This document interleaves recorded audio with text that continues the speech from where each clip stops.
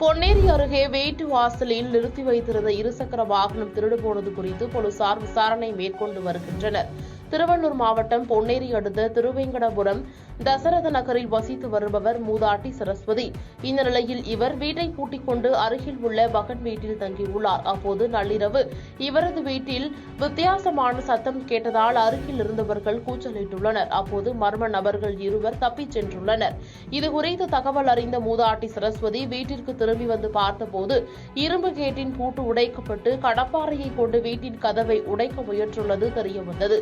இதேபோல் பொன்னியம்மன் நகரில் வசித்து வரும் தனியார் நிறுவன ஓட்டுநர் பழனி என்பவர் தமது வீட்டின் வாசலில் நிறுத்தி வைத்திருந்த இருசக்கர வாகனத்தை மர்ம நபர்கள் திருடிச் சென்றுள்ளனர்.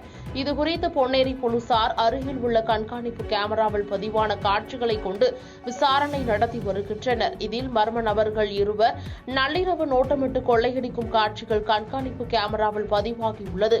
அதன் அடிப்படையில் போலீசார் மர்ம நபர்களை தேடி வருகின்றனர்.